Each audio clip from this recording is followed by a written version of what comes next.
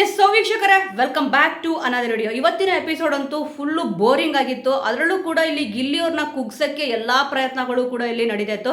ಹೊರಗಡೆ ಗಿಲ್ಲಿಯವ್ರ ಬಗ್ಗೆ ಎಷ್ಟು ಪಾಸಿಟಿವ್ ಆಗಿ ಇದೆಯೋ ಅಷ್ಟೇ ನೆಗೆಟಿವ್ ಆಗಿ ಇಲ್ಲಿ ಒಳಗಡೆ ತೋರಿಸ್ತಾ ಇದ್ದಾರೆ ಅಂತ ಕೂಡ ಇಲ್ಲಿ ಅನ್ಸ್ಬಿಡುತ್ತೆ.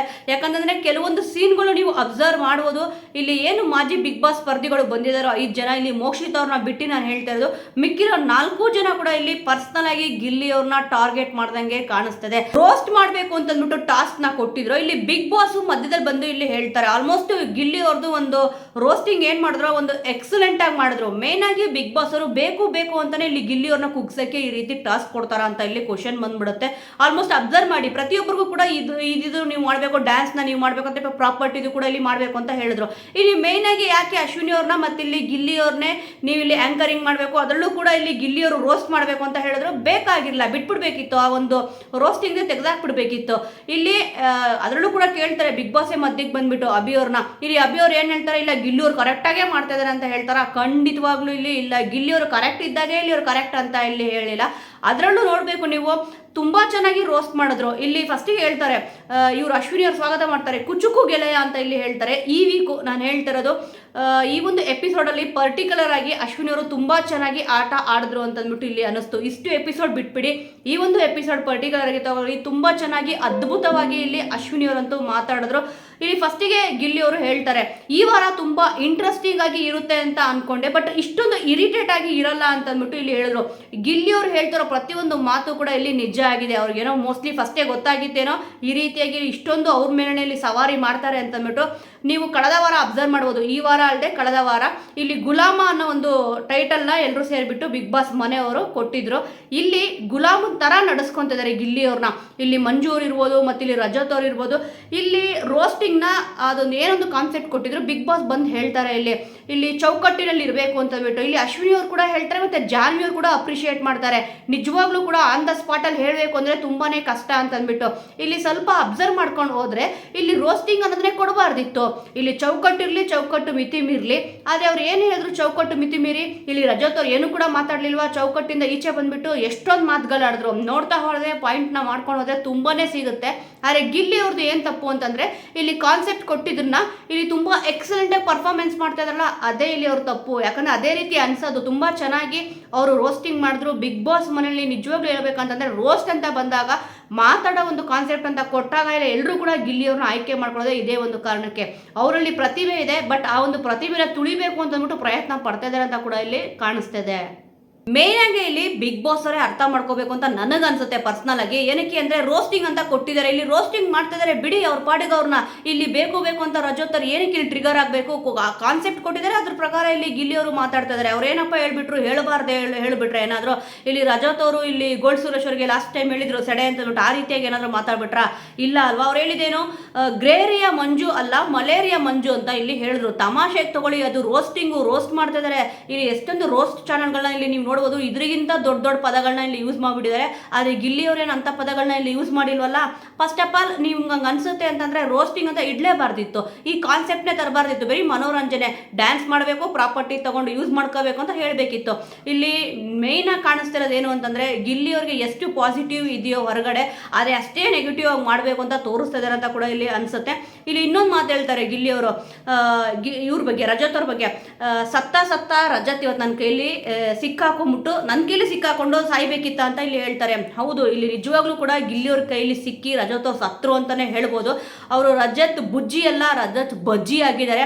ಆದರೆ ಅದು ಅವ್ರಿಗೆ ಅರ್ಥ ಆಗ್ತಲ್ಲ, ಏನೋ ದೊಡ್ಡದಾಗಿ ಕಿತ್ತಾಕ್ಬಿಟ್ಟಿದ್ದೀನಿ ಅನ್ನೋ ರೀತಿ ಇಲ್ಲಿ ಮಾತಾಡ್ತಾ ಇದ್ದಾರೆ. ಬಿಗ್ ಬಾಸ್ ಮನೆಯಿಂದ ಹೊರಗಡೆ ಬರಲಿ, ಗೊತ್ತಾಗುತ್ತೆ ಇಲ್ಲಿ ಯಾರ ಕೈಲಿ ರೋಸ್ಟ್ ಆಗಿದ್ದಾರೆ ಅಂತ ನೀಟಾಗಿ ಗೊತ್ತಾಗುತ್ತೆ. ಅವ್ರು ಏನಪ್ಪ ಹೇಳಿದ್ರು, ಇಲ್ಲಿ ಪ್ರೋಮೋದಲ್ಲಿ ನೀವು ಅಬ್ಸರ್ವ್ ಮಾಡ್ಬೋದು, ಗಿಲ್ಲಿಯವರು ಮಾತಾಡಿದ್ದು ಮತ್ತೆ ಅದೇ ಥರ ಟ್ರಿಗರ್ ಮಾಡಿದ್ರ ಅಂತ ಇಲ್ಲಿ ಅನ್ನಿಸ್ತು ಪ್ರೋಮೋ ನೋಡಿದಾಗ. ಬಟ್ ಎಪಿಸೋಡ್ ನೋಡಿದಾಗ ಇಲ್ಲಿ ಗೊತ್ತಾಯ್ತು, ತಂದಾಕೋರಿಗೆ ಇಷ್ಟಿರಬೇಕು ಅಂತಂದರೆ ನಮಗೆ ಎಷ್ಟಿರಬೇಕು, ತಿನ್ನೋರಿಗೆ ಅವರು ಅಷ್ಟು ಇದೆ ಅಂತಂದರೆ ಇನ್ನು ನಾವು ತಂದಾಕೋರು ಅಂತ ಅದನ್ನ ಇಲ್ಲಿ ಹೇಳಿದ್ರು ಅವರು. ಅದನ್ನು ನಾವು ಟೇಬಲ್ಗೆ ತಂದಾಕ್ತೀವಲ್ಲ ಅದನ್ನು ಅಂತ ಇಲ್ಲಿ ಪರ್ಟಿಕ್ಯುಲರ್ ಆಗಿ ಮೆನ್ಷನ್ ಮಾಡಿ ಹೇಳಿದ್ರು. ಸ್ವಲ್ಪ ಪ್ರೋಮೋ ನೋಡಿದಾಗ ಇಲ್ಲಿ ಬೇರೆ ರೀತಿ ಅನ್ನಿಸ್ತು. ಮಾಡಿದ ತಪ್ಪನೆ ಇಲ್ಲಿ ಮಾಡ್ತಾ ಇದ್ದಾರೆ ಗಿಲ್ಲಿಯವರು ಅಂತ ಅಂದ್ಬಿಟ್ಟು. ಏನೂ ಕೂಡ ತಪ್ಪು ಮಾಡಿಲ್ಲ. ಇಲ್ಲಿ ಮೇಯ್ನಾಗಿ ಅವ್ರು ಹೇಳಿದೇನೆಂದರೆ, ಟೇಬಲ್ವರೆಗೂ ತಂದು ಕೊಡ್ತೀವಲ್ಲ ಅಂತ ಇಲ್ಲಿ ಹೇಳಿದ್ರು. ಆದರೆ ಇದನ್ನ ತುಂಬ ದೊಡ್ಡದಾಗಿ ತುಂಬ ಸೀರಿಯಸ್ ಆಗಿ ಇಲ್ಲಿ ಮಾಡ್ಕೊಳೋದ್ರು.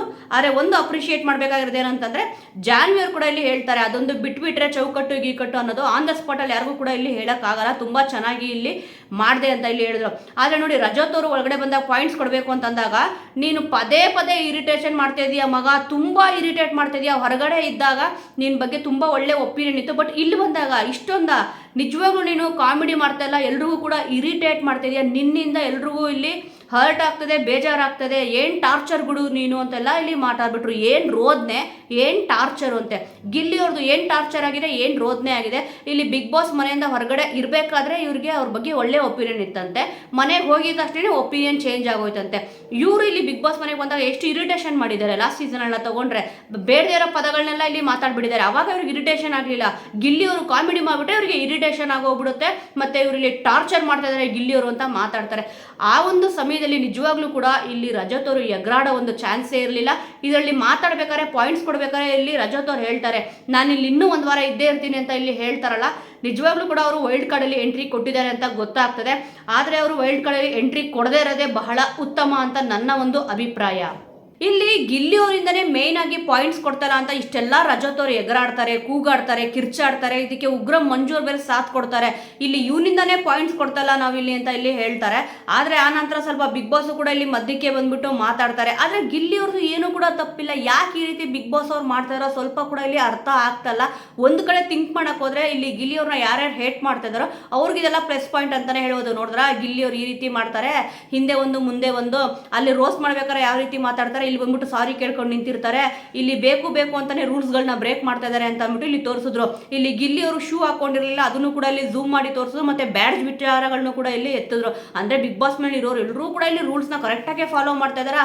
ಅದೇನು ಗಿಲ್ಲಿ ಅವರು ರೂಲ್ಸ್ ಬ್ರೇಕ್ ಮಾಡಿದಾಗ ಇಲ್ಲಿ ಮೇನ್ ಆಗಿ ತೋರಿಸೋದು ಇದೊಂದು ಪಾಯಿಂಟೇ ಅಲ್ಲ. ನಿಜ ಹೇಳಬೇಕು ಅಂತಂದ್ರೆ ಗಿಲ್ಲಿ ಅವ್ರನ್ನ ಒಟ್ಟಿನಲ್ಲಿ ಇಲ್ಲಿ ನೆಗೆಟಿವ್ ಆಗಿ ತೋರಿಸ್ಬೇಕು, ಅದೇ ಒಂದು ಮೇನ್ ಪಾಯಿಂಟ್ ಅಂತ ಇಲ್ಲಿ ಗೊತ್ತಾಗ್ತದೆ. ಆ ರಜತ್ ಅವ್ರು ಎಷ್ಟೇ ಇಲ್ಲಿ ಚೌಕಟ್ ಮೀರ್ ಮಾತಾಡಿದ್ರು ಕೂಡ ಬಿಗ್ ಬಾಸ್ ಮಧ್ಯಕ್ಕೆ ಬಂದ್ಬಿಟ್ಟು ಪರವಾಗಿಲ್ಲ ಅಂತ ಇಲ್ಲಿ ಹೇಳಿಲ್ಲ. ಒಟ್ಟಿನಲ್ಲಿ ಅತಿಥಿಗಳು ಏನ್ ಬಂದಿದ್ದಾರೆ ಅವ್ರು ಮಾತಾಡ್ತಿರೋದೇ ಕರೆಕ್ಟು ಅಂತ ಕೂಡ ಇಲ್ಲಿ ಬಿಗ್ ಬಾಸ್ ಹೇಳಿದ್ರು. ಇಲ್ಲಿ ಅತಿಥಿಗಳಿಗೆ ಬೇಜಾರು ಮಾಡಬೇಡಿ ಅಂತ ಕೂಡ ಇಲ್ಲಿ ಹೇಳಿದ್ರು. ಆದ್ರೆ ಇವ್ರು ಮಾಡ್ತಿರೋದು ಏನ್ ಬೇಜಾರಿತ್ತು, ಏನೂ ಬೇಜಾರಿರ್ಲಿಲ್ಲ, ಕಾಮಿಡಿ ರೀತಿಯಲ್ಲಿ ತಗೊಂಡೋಗ್ಬೇಕು ಅಂತ ಇದ್ದೆ ಅಂತ ಇಲ್ಲಿ ಗಿಲ್ಲಿ ನಟ ಅವ್ರು ಕೂಡ ಇಲ್ಲಿ ಹೇಳಿದ್ರು. ಇದೆಲ್ಲ ಮಾತುಕತೆ ಏನಾಗುತ್ತೆ ಆನ್ ದ ಸ್ಪಾಟ್ ಅಲ್ಲೇ ಇಲ್ಲಿ ಹೇಳಿದ್ರು, ನನ್ನ ಒಂದು ಪ್ರೀತಿ, ನಾನು ತೋರಿಸ್ತಿರೋ ಪ್ರೀತಿ ನಿಮ್ಗೆ ಅದು ಹಿಂಸೆ ಅಂತ ಅನಿಸ್ತಾ ಇದೆ ಅಷ್ಟೇ ಅಂತ ಇಲ್ಲಿ ಹೇಳಿದ್ರು. ಅದು ಕೂಡ ಕರೆಕ್ಟ್ ಅಲ್ವಾ? ಅವ್ರಿಲ್ಲಿ ನಾರ್ಮಲ್ ಆಗಿ ಪ್ರೀತಿ ವಿಶ್ವಾಸದಿಂದ ಎಲ್ಲರೂ ಕೂಡ ಮಾತಾಡಿಸ್ತದೆ, ಆದ್ರೆ ಎದುರುಗಡೆ ಇರೋ ಪರ್ಸನ್ಗೆ ಅದು ಬೇಜಾರಾಗ್ತದೆ ಅಷ್ಟೇ.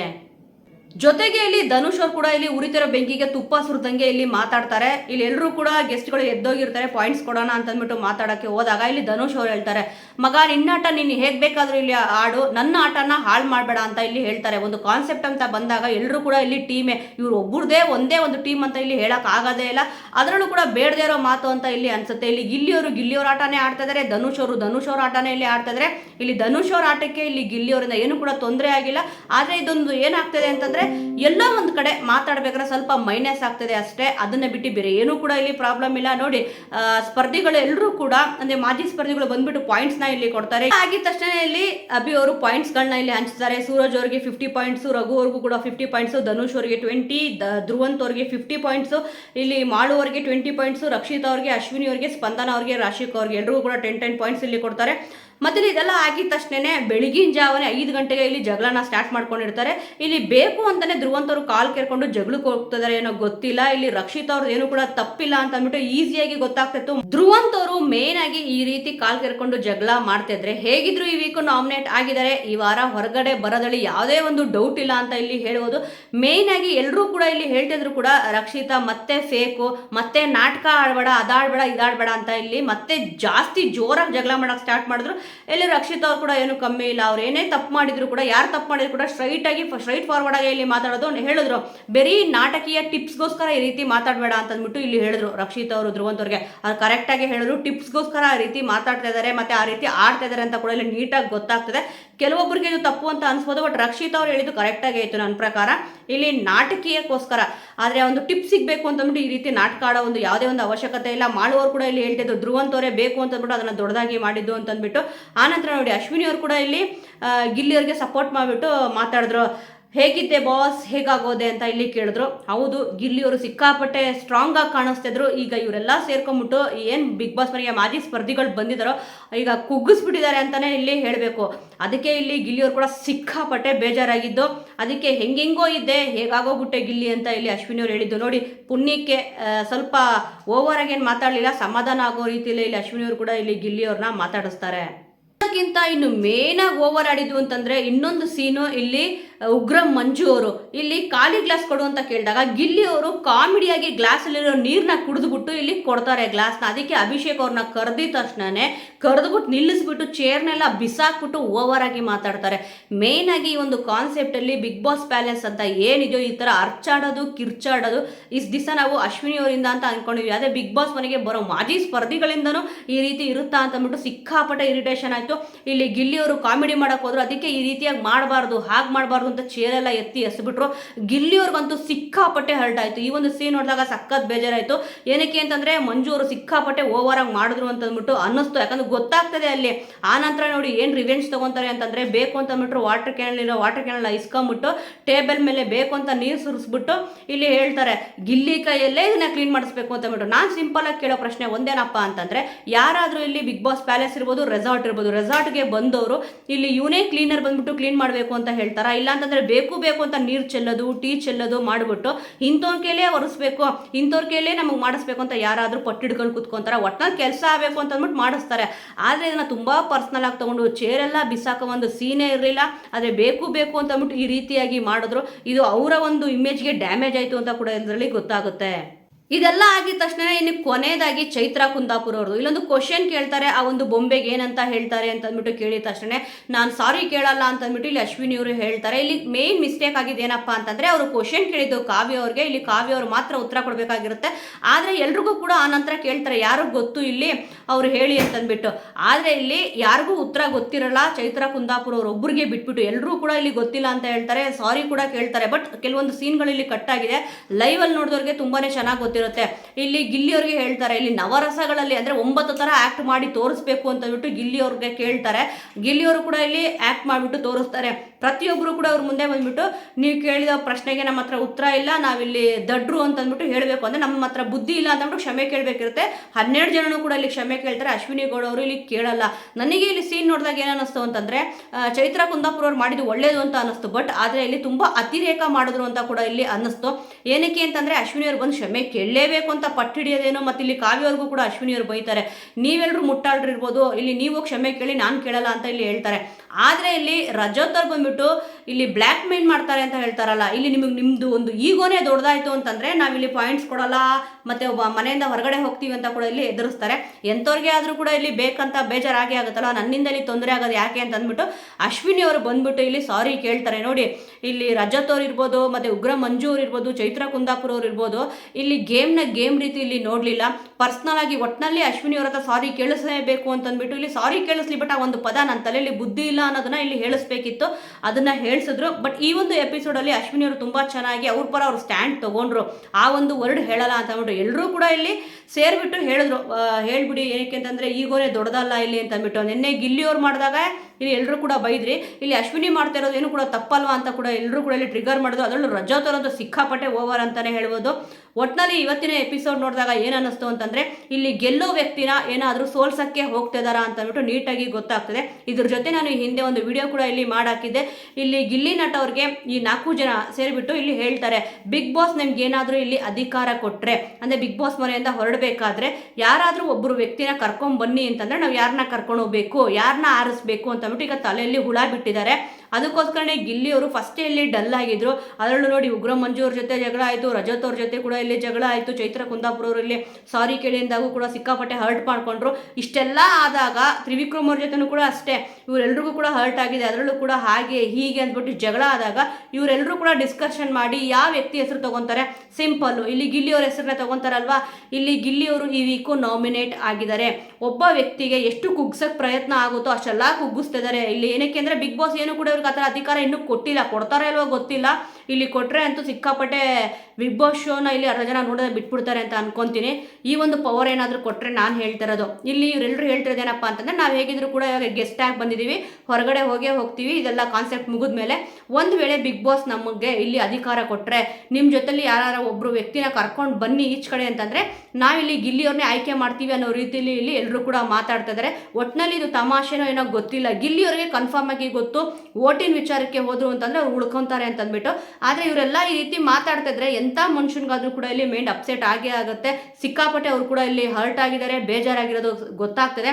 ಇವತ್ತು ಕಾಮಿಡಿ ಅನ್ನೋದು ನೀವು ನೋಡಬೇಕು. ಇಲ್ಲಿ ಏನು ರೋಸ್ಟಿಂಗ್ ಅಂತ ಇತ್ತು, ಆ ರೋಸ್ಟ್ ಆದಮೇಲೆ ಇಲ್ಲಿ ಗಿಲ್ಲಿಯವರು ಫುಲ್ಲು ಡಿಫ್ರೆಂಟಾಗಿ ಕಾಣಿಸ್ಕೊಂಡ್ರು. ಅದನ್ನೇ ಇಲ್ಲಿ ಅಶ್ವಿನಿ ಅವರು ಕೂಡ ಇಲ್ಲಿ ಹೇಳಿದ್ರು, ಏನು ಗಿಲ್ಲಿ ಫುಲ್ ಇಲ್ಲಿ ಹೇಗಾಗೋ ಇದ್ದೆ, ಯಾವ ರೀತಿ ಆಗೋಗ್ಬಿಟ್ಟಲ್ಲ ನೀನು ಅಂತಂದ್ಬಿಟ್ಟು. ವೀಕ್ಷಕರೇ, ಸದ್ಯ ಈ ಒಂದು ವಿಚಾರದ ಬಗ್ಗೆ ನಿಮಗೆ ಏನನ್ಸುತ್ತೆ? ಓಟಿನ ಪ್ರಕಾರ ಹೋದಾದರೆ ಇಲ್ಲಿ ಗಿಲ್ಲಿಯವರು 100% ಸೇವ್ ಆಗೇ ಆಗ್ತಾರೆ. ಒಂದು ವೇಳೆ ಬಿಗ್ ಬಾಸ್ ಈ ರೀತಿ ಏನಾದರೂ ಟ್ವಿಸ್ಟ್ ಕೊಡ್ತಾರಾ, ನಿಮ್ಮ ಜೊತೆ ಬರಬೇಕಾದ್ರೆ ಯಾರಾದರೂ ಒಬ್ಬರು ವ್ಯಕ್ತಿನ ಕರ್ಕೊಂಡ್ಬನ್ನಿ ಅಂತ ಹೇಳಿದಾಗ ಗಿಲ್ಲಿಯವ್ರನ್ನ ಇವರೆಲ್ಲರೂ ಕೂಡ ಆಯ್ಕೆ ಮಾಡ್ತಾರಾ? ಈ ಎಲ್ಲ ವಿಚಾರಗಳ ಬಗ್ಗೆ ಮತ್ತು ಇವತ್ತಿನ ಎಪಿಸೋಡ್ ನೋಡಿಬಿಟ್ಟು ನಿಮಗೇನು ಅನಿಸ್ತಾರೆ ಅದನ್ನು ಮಿಸ್ ಮಾಡದೆ ಕಮೆಂಟ್ ಮೂಲಕ ತಿಳಿಸಿ. ಮುಂದಿನ ವಿಡಿಯೋದೊಂದಿಗೆ ಮತ್ತೆ ಸಿಗೋಣ.